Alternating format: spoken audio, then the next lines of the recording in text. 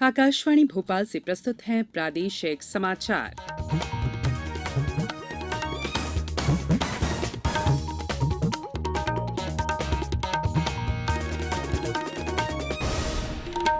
नमस्कार, समाचारों के साथ मैं संयुक्ता बैनर्जी। सबसे पहले इस बुलेटिन के मुख्य समाचार।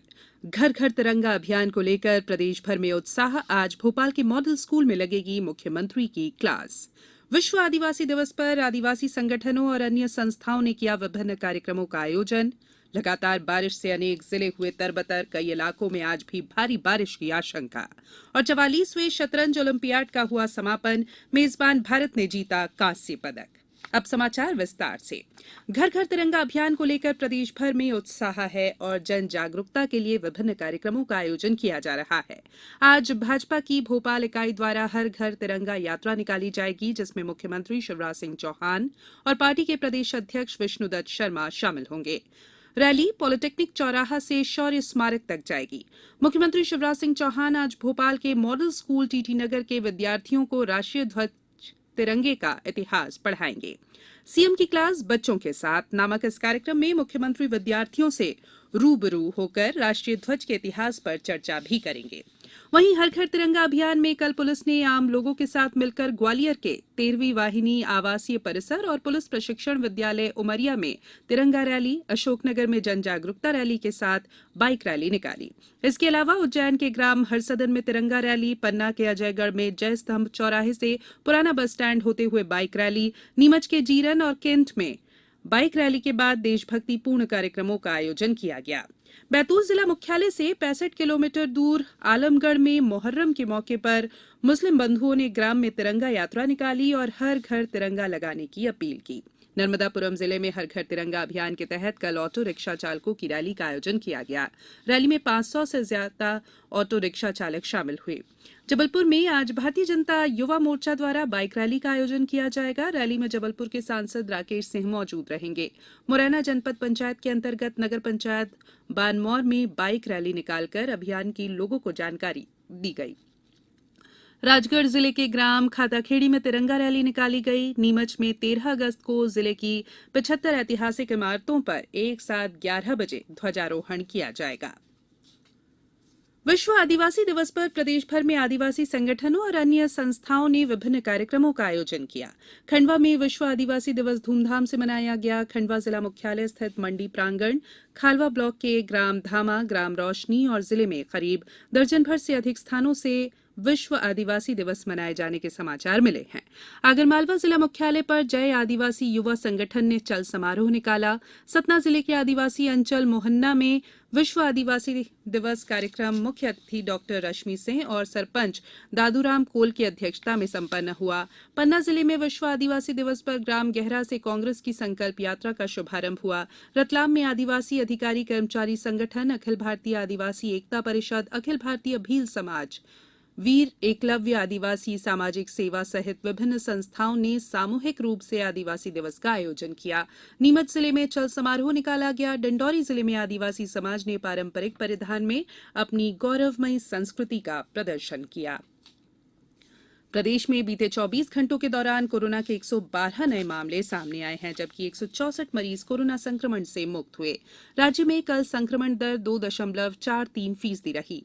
प्रदेश में अब तक कुल 2,97,83,000 से अधिक लोगों के सैंपल की जांच की गई। अब प्रदेश में सक्रिय प्रकरणों की संख्या 1,297 रह गई है।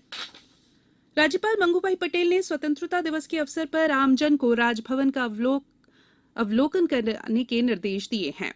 13, 14 और 16 अगस्त को आम लोगों को शाम 4 से रात 9 बजे तक राजभवन में प्रवेश की अनुमति रहेगी। स्वतंत्रता दिवस पर जरूर राजभवन में आम लोगों का प्रवेश प्रतिबंधित रहेगा।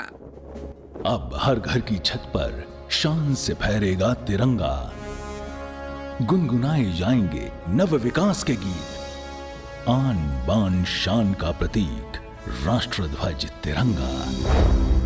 आइए आजादी के अमृत महोत्सव के पावन अवसर पर इस स्वाधीनता दिवस हर घर फहराते हैं तिरंगा और लेते हैं भव्य और सशक्त भारत के निर्माण का संकल्प।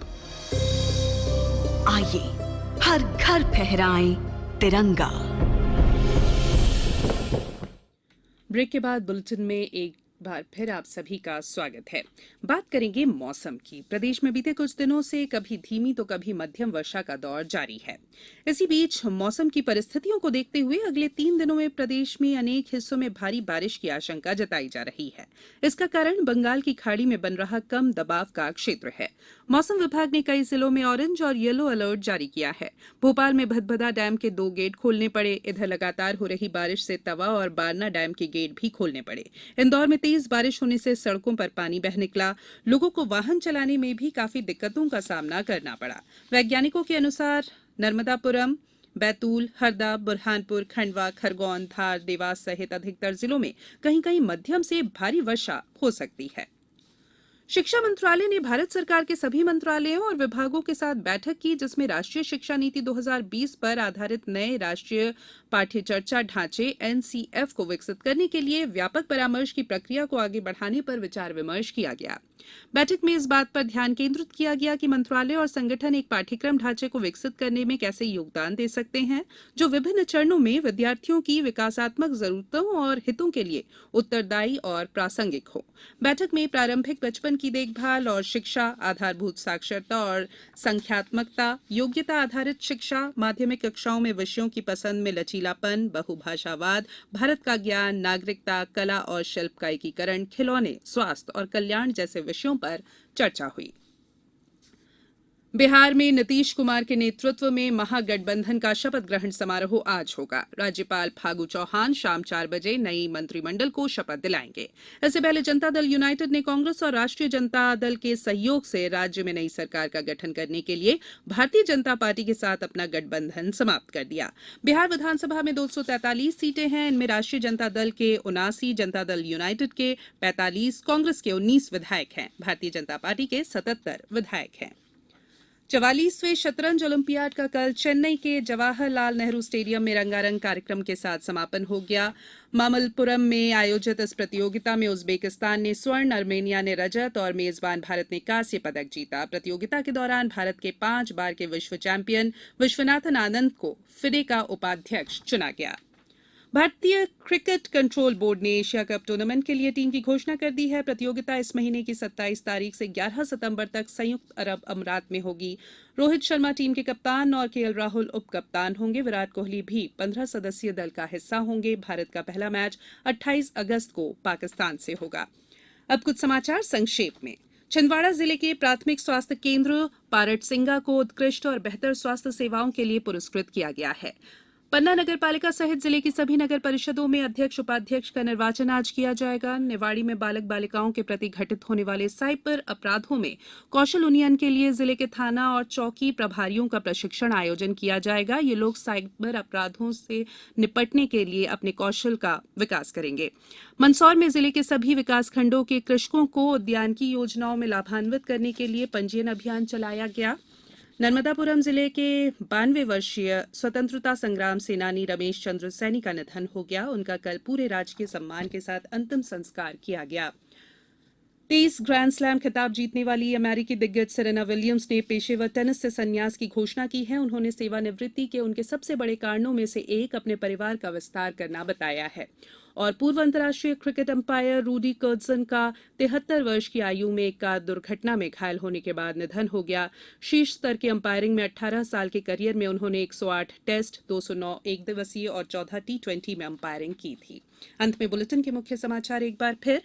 घर घर तिरंगा अभियान को लेकर प्रदेश भर में उत्साह। आज भोपाल के मॉडल स्कूल में लगेगी मुख्यमंत्री की क्लास। विश्व आदिवासी दिवस पर आदिवासी संगठनों और अन्य संस्थाओं ने किया विभिन्न कार्यक्रमों का आयोजन।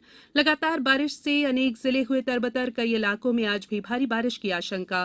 और 44वें शतरंज ओलंपियाड का हुआ समापन। मेजबान भारत ने जीता कांस्य पदक।